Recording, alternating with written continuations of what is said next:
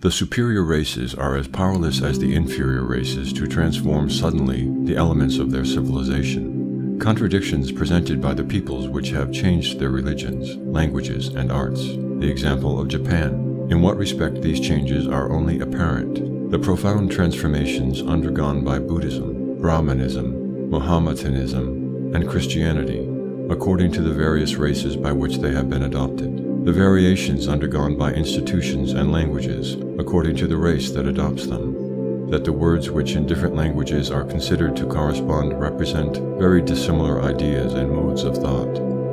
Impossibility for this reason of translating certain languages. Why in books of history the civilization of a people sometimes seems to have undergone profound changes, limits of the reciprocal influence of different civilizations.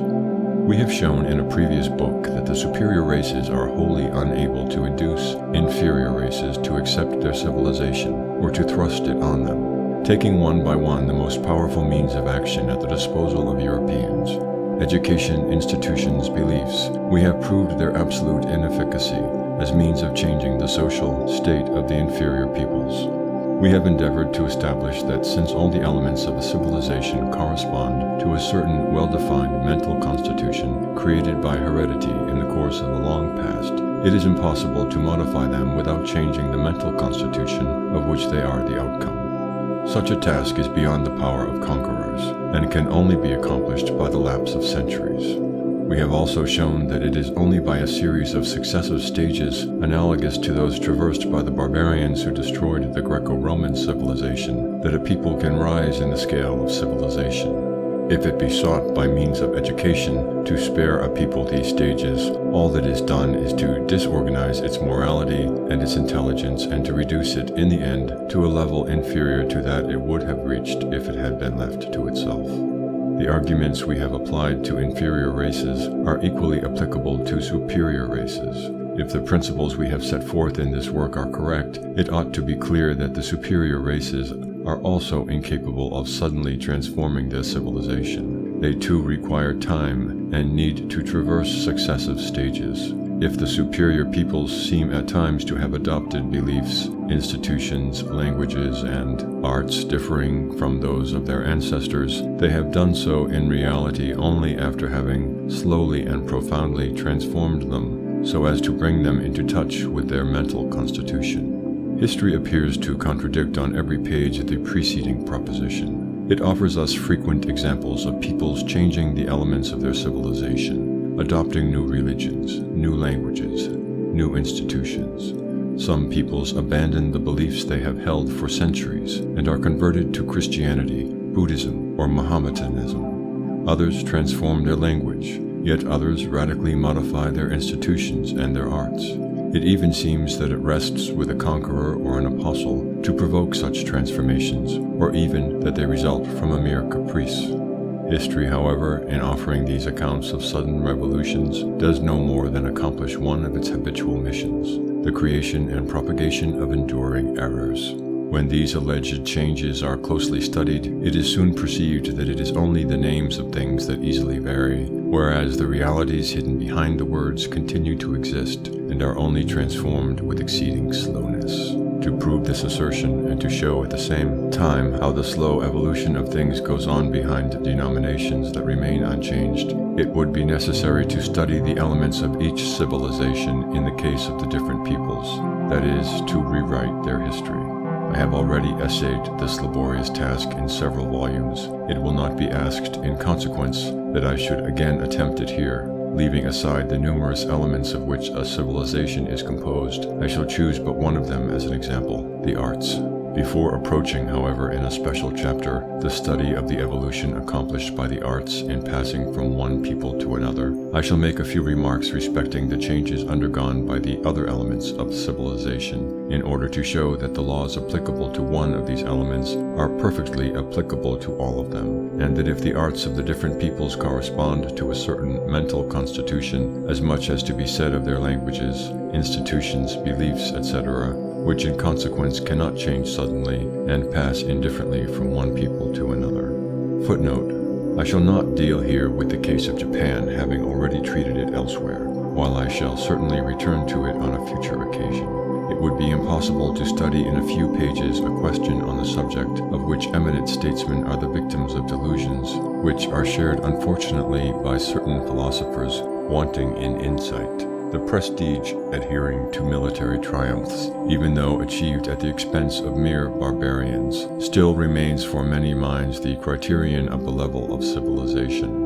It is possible to drill an army of Negroes in accordance with European military principles and to teach them to handle rifles and cannon, but their mental inferiority and the consequences it involves will not be modified on this account. The varnish of European civilization boasted at present by Japan in no wise corresponds to the mental condition of the race.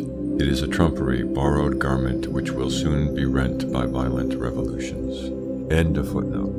It is more especially in connection with religious beliefs that this theory may appear paradoxical, and yet it is precisely in the history of these very beliefs that the best examples are to be found, in proofs that it is as impossible for a people suddenly to change the elements of its civilization as for an individual to alter his stature or the color of his eyes. Nobody, doubtless, is ignorant that all the great religions, Brahmanism, Buddhism, Christianity, or Mohammedanism, have provoked conversions en masse among entire races who have seemed to adopt them on a sudden. However, when a closer study is made of these conversions, it is soon observed that what the peoples have more especially changed is the name of their old religion, and not their religion itself, and that in reality the adopted beliefs have undergone the transformations necessary to bring them into touch with the old beliefs they have replaced, and of which in reality they are a mere continuation. The transformations undergone by beliefs in passing from one people to another are often indeed so considerable that the newly adopted religion has no longer any visible relationship with that of which it has kept the name. The best example is offered us by Buddhism, which, after having been transported into China, has become so unrecognizable that the learned took it at first to be an independent religion,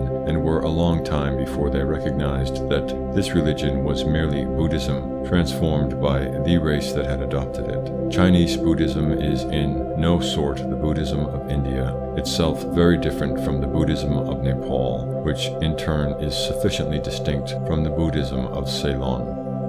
In India, Buddhism was a schism from Brahmanism, which preceded it, and from which at bottom it differed to no very great extent. In China, it was also a schism from earlier beliefs to which it is closely related. The rigorous proof that is possible in the case of Buddhism is forthcoming as well in that of Brahmanism. The races of India being extremely varied, it was easy to presume that under identical names they would have extremely different religious beliefs. Doubtless all the Brahmanic peoples regarded Vishnu and Shiva as their principal divinities, and the Vedas and their sacred books. But of these fundamental gods the religion has retained but the name, and of the sacred books but the text. Around these central and common features have grown up innumerable cults in which are found, according to the races, the most varied beliefs: monotheism, polytheism, fetishism, pantheism, the worship of ancestors, of demons, of animals, etc. Were the religions of India to be judged solely by what is found concerning them in the Vedas, not the least idea would be obtained of the gods and beliefs of the immense peninsula. The title of the sacred books is venerated by all the Brahmins, but there survives in general nothing of the religion taught by these books.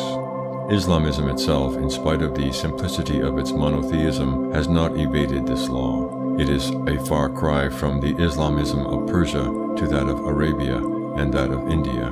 The Hindu, essentially a polytheist, has contrived to render polytheistic the most monotheistic of beliefs. For the 50 millions of Hindu Mahometans, Muhammad and the saints of Islam are scarcely more than new gods added to thousands of others.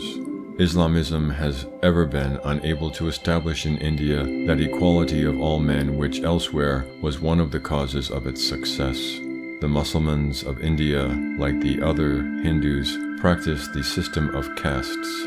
In the Deccan, among the Dravidian populations, Islamism has become so unrecognizable that it can scarcely be distinguished from Brahmanism. Indeed, it would not be distinguished from it at all, but for the name of Muhammad and for the mosque where the Prophet, become a god, is worshipped.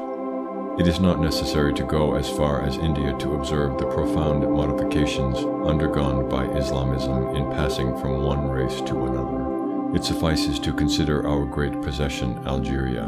It contains two very different races, Arabs and Berbers, both of them Mussulmans.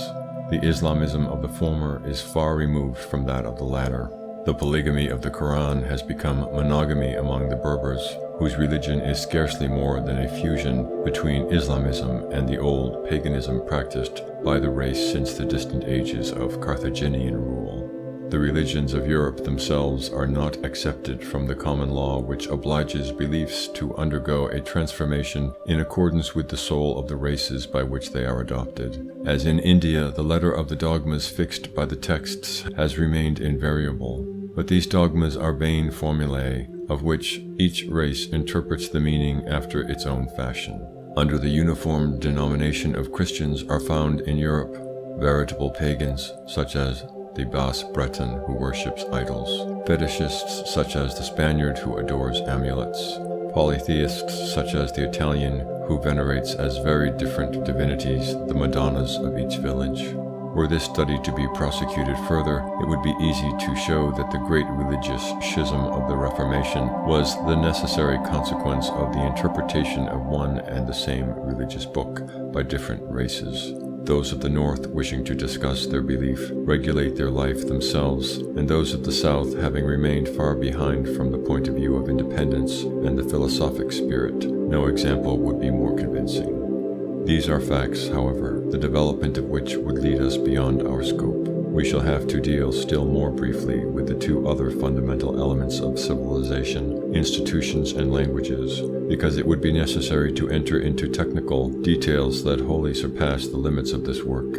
What is true in the case of beliefs is equally true in that of institutions. These latter cannot be transmitted from one people to another without undergoing transformation. Not wishing to multiply examples, I beg the reader merely to consider how greatly, in modern times, the same institutions imposed by force or persuasion on different races have been transformed, though retaining identical names.